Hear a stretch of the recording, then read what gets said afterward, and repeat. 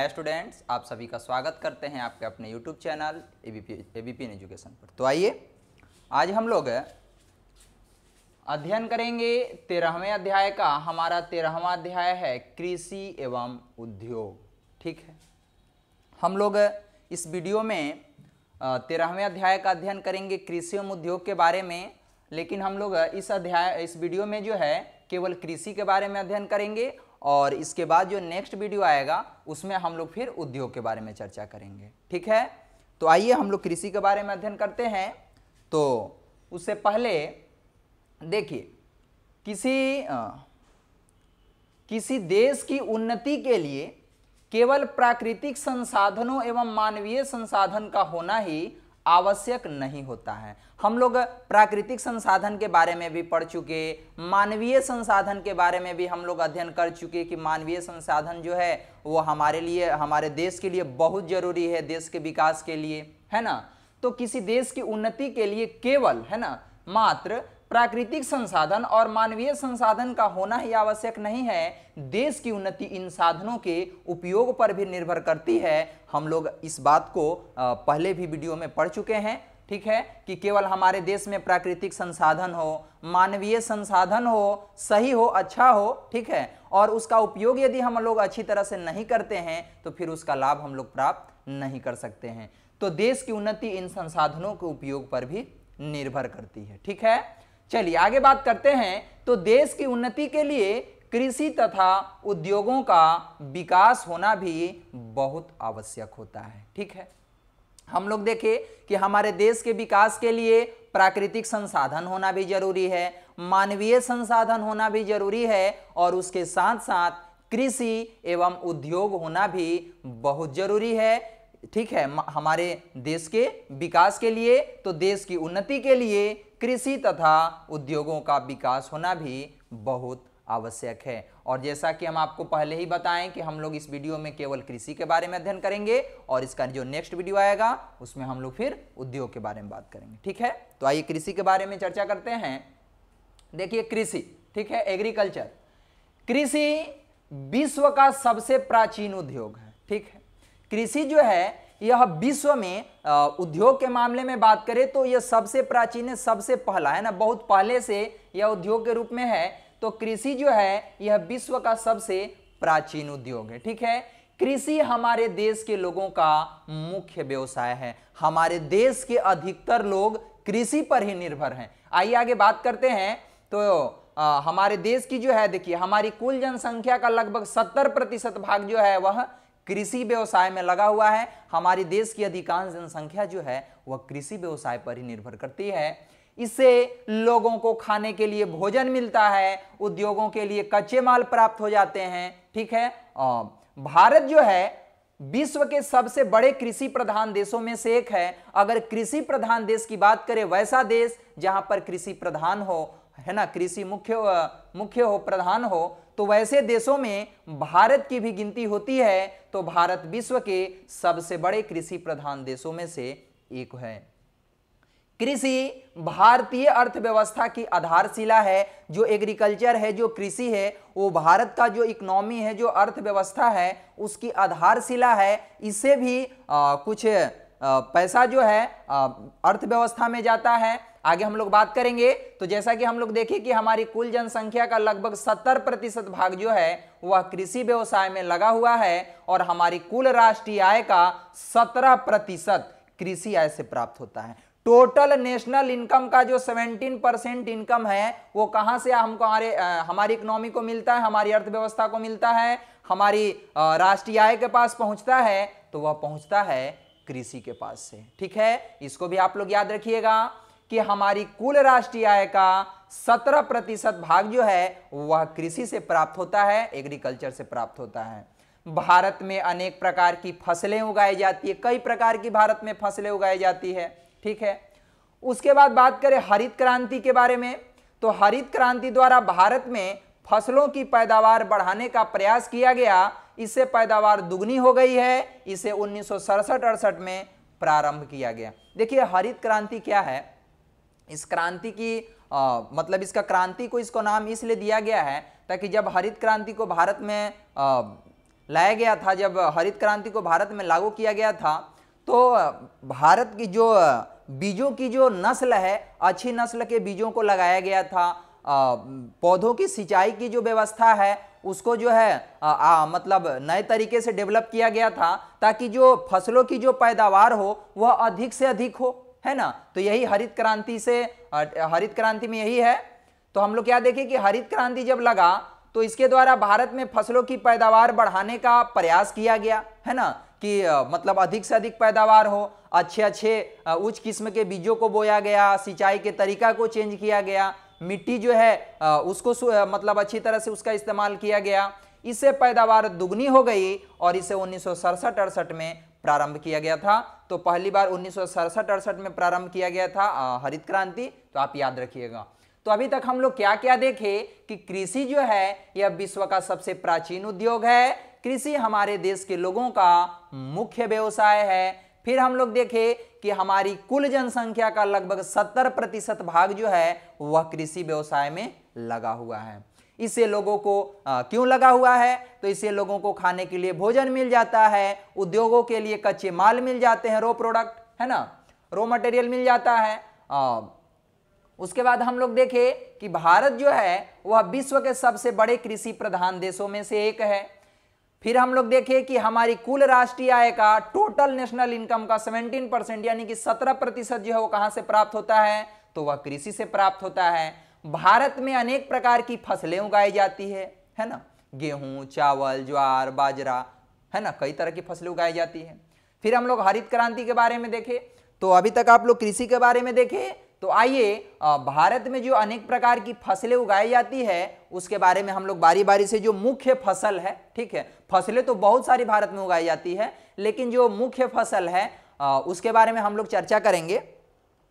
तो देखिए, सबसे पहले बात करते हैं चावल के बारे में, ठीक है। देखिए, चावल जो है यह भारत की मुख्य फसल है। चावल जो है यह भारत का मुख्य फसल है और यह किस मिट्टी में उगाई जाती है, तो आप याद रखिएगा कि यह जलोढ़ मिट्टी में उगाई जाती है। चावल उन क्षेत्रों में अधिक अच्छा उत्पन्न होता है जहां वर्षा 100 सेंटीमीटर तथा तापमान 25 डिग्री सेल्सियस होता है। तो इसको भी आप लोग याद रखिएगा कि चावल जो है वह उन क्षेत्रों में अच्छा उत्पन्न होता है, यानी कि पैदावार वहां पर उन क्षेत्रों में इसकी अच्छा होती है जहां पर वर्षा जो है वह 100 सेंटीमीटर तक होना चाहिए और टेम्परेचर जो है, तापमान जो है वो कितना होना चाहिए, 25 डिग्री सेल्सियस तापमान होना चाहिए, ठीक है। भारत के लगभग सभी राज्यों में चावल उगाया जाता है, लगभग सभी राज्यों में, ठीक है। और अगर प्रमुख रूप से बात करें तो प्रमुख चावल उत्पादक क्षेत्र जो है वह है पूर्वी गंगा का मैदान, ब्रह्मपुत्र नदी की घाटी, पश्चिमी तटीय मैदान, गोदावरी, कृष्णा तथा कावेरी नदियों के डेल्टा। ये सब कुछ प्रमुख चावल उत्पादक क्षेत्र हैं और आपको हम यहाँ पे तस्वीर की माध्यम से आपको समझाने का कोशिश करते हैं। देखिए, यहाँ पर आप जो तस्वीर में यहाँ पर देख रहे हैं कि ये भारत का मैप है, भारत का ये तस्वीर है और यहाँ पर ये जो हरा कलर का आपको रंगा हुआ हिस्सा, रंगा हुआ क्षेत्र, रंगा हुआ जो भाग आपको दिखाई दे रहा है, इसी रंगा हुआ क्षेत्र में, रंगा हुआ भाग में जो है चावल की खेती होती है। ये जैसा कि अभी हम लोग कुछ देखे, कुछ जगह का नाम देखे मुख्य रूप से कहाँ कहाँ पर होता है, लेकिन फिर हम लोग देखें कि लगभग सभी राज्यों में जो है भारत की चावल का खेती किया जाता है। तो यही वह राज्य है जो कि हरा कलर में आपको दिखाई दे रहा है, यहाँ पर चावल की खेती की जाती है। तो चावल के बारे में हम लोग देखें कि यह भारत की मुख्य फसल है। किस मिट्टी में उगाई जाती है, तो याद रखिएगा कि जलोढ़ मिट्टी में उगाई जाती है। चावल किस क्षेत्र में अच्छा उत्पन्न होता है, तो जहां पर वर्षा 100 सेंटीमीटर और तापमान जो है वह 25 डिग्री सेल्सियस होना चाहिए। फिर हम लोग देखें कि भारत के सभी राज्यों में चावल उगाया जाता है। मुख्य रूप से हम लोग क्या क्या देखे, पूर्वी गंगा का मैदान, ब्रह्मपुत्र नदी की घाटी, पश्चिम तटीय मैदान, गोदावरी, कृष्णा तथा कावेरी नदियों के डेल्टा। और आपको तस्वीर की माध्यम से भी हम समझाने का कोशिश किए। तो आई होप कि आप लोग समझ चुके होंगे कि चावल जो है यह किस मिट्टी में उगाई जाती है और किस क्षेत्र में जो है इसकी पैदावार अच्छी होती है और भारत के किस किस स्थानों पर जो है चावल की खेती की जाती है। तो चावल के बारे में आप लोग देखें। चलिए, अब हम लोग देखेंगे गेहूं के बारे में, ठीक है। तो देखिए, गेहूं जो है गेहूं भारत की दूसरी मुख्य फसल है। हम लोग चावल के बारे में क्या देखें कि जो चावल है वह भारत की मतलब पहली मुख्य फसल है, एकदम प्रथम मुख्य फसल है। और गेहूं की बात करें तो गेहूं भारत की दूसरी मुख्य फसल है। ये भारत के लोगों का मुख्य भोजन है गेहूं, जिसका हम लोग इस्तेमाल करते हैं रोटी खाने में, है ना। गेहूं की फसल के लिए 10 डिग्री सेल्सियस से 20 डिग्री सेल्सियस के बीच का तापमान होना चाहिए। और वर्षा की बात करें तो वर्षा होना चाहिए 50 से 70 सेंटीमीटर। तो इसको भी आप लोग अच्छी तरह से याद रखिएगा कि गेहूं के पैदावार के लिए कितना हमको टेम्परेचर चाहिए, तो तापमान चाहिए 10 डिग्री सेल्सियस से 20 डिग्री सेल्सियस के बीच। और अगर वर्षा की बात करें तो वर्षा हमको होना चाहिए, आवश्यक है 50 डिग्री से 70 डिग्री सेंटीमीटर के बीच। ठीक है, चलिए अब बात करते हैं यह कब किस ऋतु में उगाया जाता है। तो यह उगाया जाता है जाड़े की ऋतु में। इसको भी आप लोग याद रखिएगा कि गेहूं उगाया जाता है किस ऋतु में, जाड़े की ऋतु में उगाया जाता है। अगर बात करते हैं कि कहां कहां पर जो है गेहूं को उगाया जाता है, तो देखिए पंजाब, उत्तर प्रदेश, हरियाणा, उत्तर पश्चिमी राजस्थान, हिमाचल प्रदेश, महाराष्ट्र तथा आंध्र प्रदेश प्रमुख गेहूं उत्पादक क्षेत्र है। और सबसे अधिक की बात करें कि सबसे अधिक गेहूं कहां पर मतलब उपजाया जाता है, तो याद रखिएगा पंजाब तथा उत्तर प्रदेश में सबसे अधिक गेहूं पैदा होता है।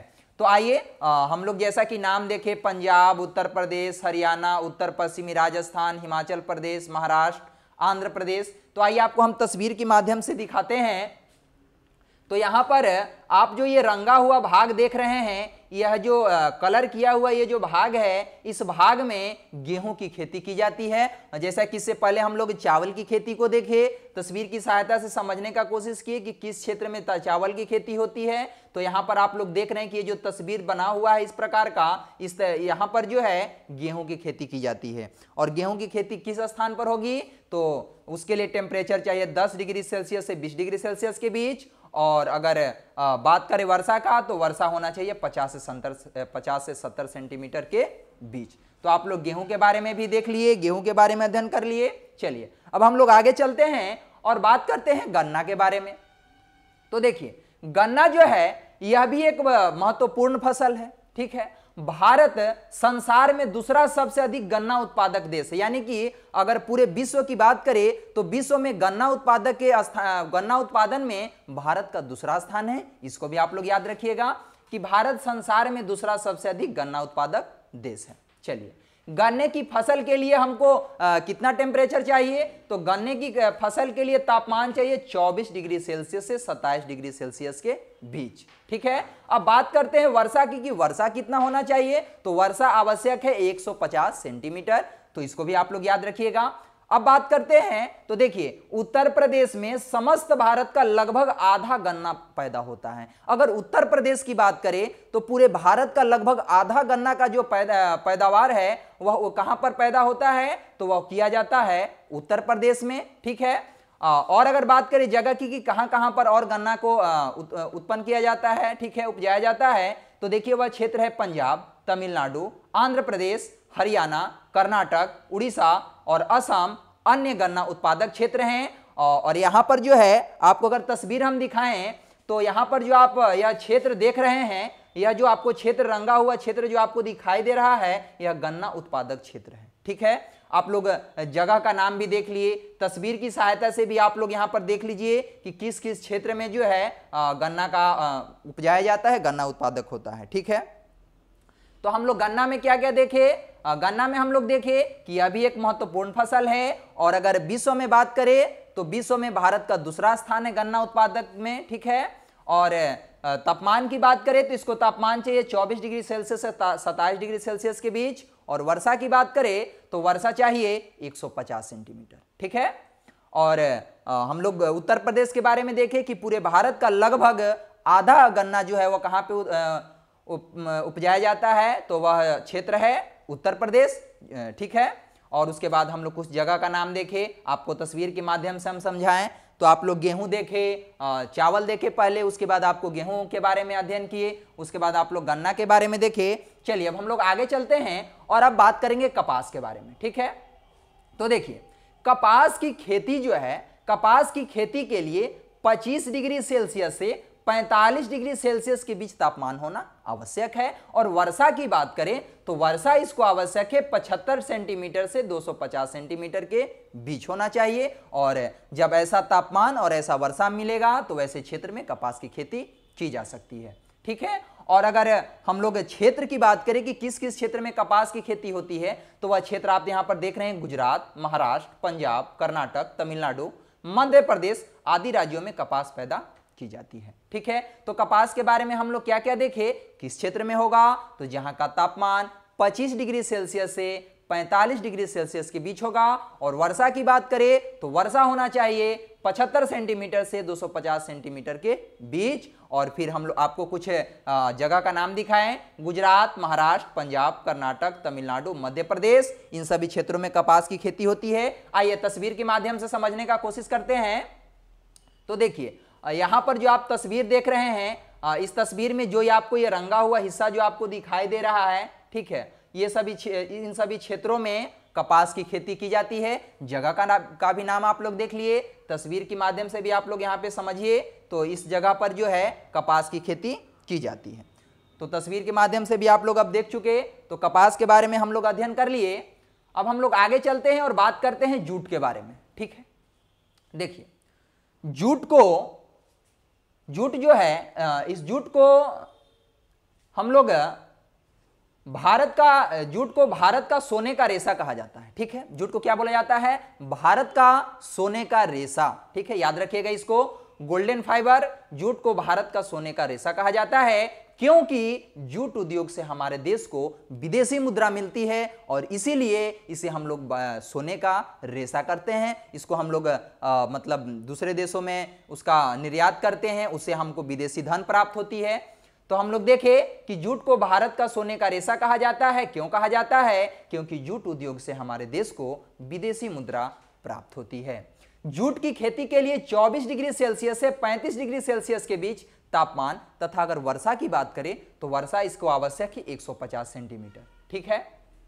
चलिए, तो उसके बाद बात करें अगर क्षेत्र की कि किस किस क्षेत्र में जूट की खेती होती है, तो आप देख रहे हैं यहाँ पे पश्चिम बंगाल, असम, बिहार तथा उड़ीसा आदि इन सभी क्षेत्रों में जूट का उत्पादन किया जाता है। जूट के बारे में हम लोग देखें कि जूट को क्या कहा जाता है, तो भारत का सोने का रेशा। और क्यों कहा जाता है, क्योंकि इससे विदेशी मुद्रा प्राप्त होती है। फिर हम लोग देखें कि जूट की खेती के लिए तापमान कितना होना चाहिए, तो तापमान होना चाहिए 24 डिग्री सेल्सियस से 35 डिग्री सेल्सियस के बीच। और वर्षा की बात करें तो वर्षा होना चाहिए लगभग 150 सेंटीमीटर औसतन, है ना। ये जो 150 सेंटीमीटर है, ऐसा नहीं कि मतलब 150 सेंटीमीटर होगा तभी होगा, एक एवरेज है। ठीक है, औसतन है। और अगर क्षेत्र की बात करें तो पश्चिम बंगाल, असम, बिहार तथा उड़ीसा इन सभी क्षेत्रों में जो है जूट की खेती की जाती है। आइए अब हम लोग तस्वीर के माध्यम से समझने का कोशिश करते हैं। तो देखिए ये जो आप तस्वीर देखे थे, इन सभी क्षेत्रों में कपास की खेती होती है जैसा कि आपको हम बताएं। और यहाँ पे जो आप रेड कलर का ये जो रंगा हुआ हिस्सा देख रहे हैं, इस भाग में किसकी खेती की जाती है, तो इस भाग में खेती होता है जूट का। ठीक है। तो हम लोग एक ही मैप से कपास को भी समझ लिए और जूट को भी हम लोग देख लिए। ठीक है। तो जूट के बारे में भी आप लोग देख लिए कि जूट को जो है इसको कितना तापमान होना चाहिए, कितना वर्षा होना चाहिए, किस क्षेत्र में जूट की खेती भारत में की जाती है। तो कपास भी आप लोग देख लिए, जूट भी देख लिए। चलिए बात करते हैं तिलहन। ठीक है।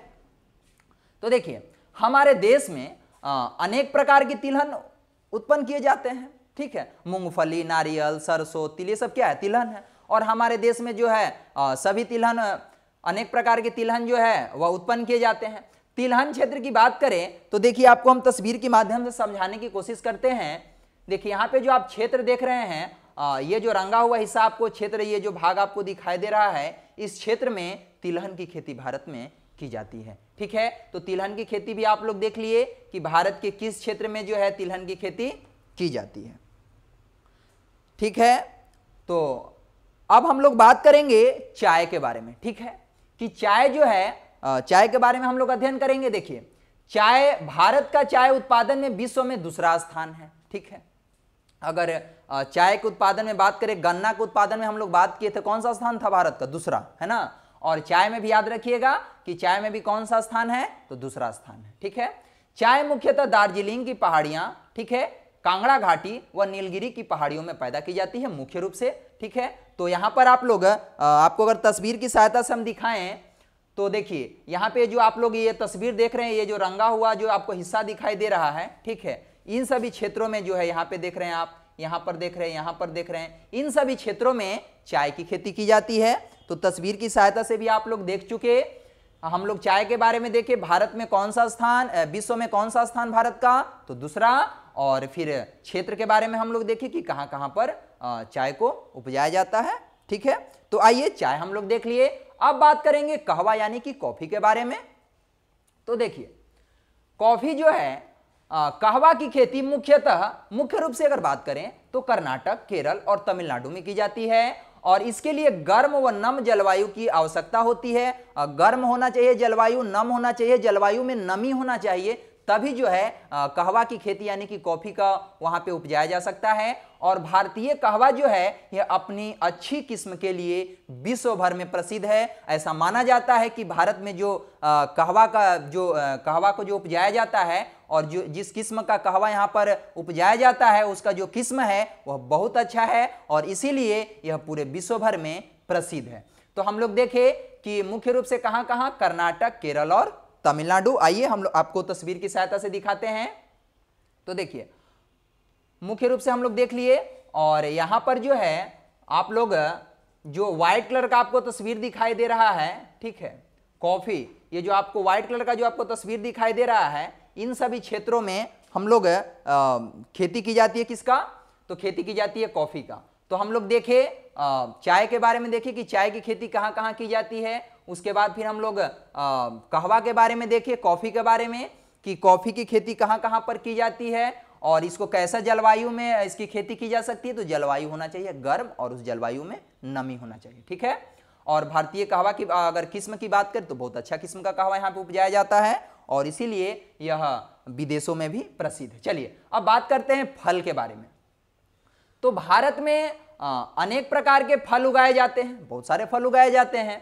आम पंजाब, हरियाणा, हिमाचल प्रदेश तथा उत्तर प्रदेश। ठीक है, आम जो है मुख्य रूप से अगर बात करें तो पंजाब, हरियाणा, हिमाचल प्रदेश, उत्तर प्रदेश, वैसे तो सभी राज्यों में केला, लीची, अमरूद, अनानास, अनार, नारियल, चेरी, नाशपाती, आलू बुखारा, आड़ू, सेब, संतरा, नारंगी, पपीता, अंगूर, अंजीर, ये सभी क्या है? फल हैं। और ये सभी फल जो हैं भारत में इस सभी को उपजाया जाता है। तो फलों के हम लोग उत्पादन के बारे में देखें कि भारत में अनेक प्रकार के फल उगाए जाते हैं। सभी प्रकार के फल का नाम आप लोगों को यहाँ पे दिखाई दे रहा होगा और इन सभी फलों को भारत में उपजाया जाता है। तो फल के बारे में भी हम लोग देख लिए। तो आप लोग इस वीडियो में कृषि के बारे में देखिए कि हमारा देश जो है यह कृषि प्रधान देश है और हमारे देश में किस किस प्रकार की फसलें उगाई जाती है। तो हम लोग देखिए कि अनेक तरह की फसलें यहाँ पर उगाई जाती है और जो मुख्य रूप से भारत में फसलें उगाई जाती है उसके बारे में हम लोग अच्छी तरह से अध्ययन किए। तो इस वीडियो के बाद जो है हम लोग नेक्स्ट वाला जो हमारा वीडियो आएगा उसमें हम लोग इसी चैप्टर का जो उद्योग हमारा बच चुका है उस उद्योग के बारे में हम लोग अध्ययन करेंगे। तो इस वीडियो में बस इतना ही। धन्यवाद।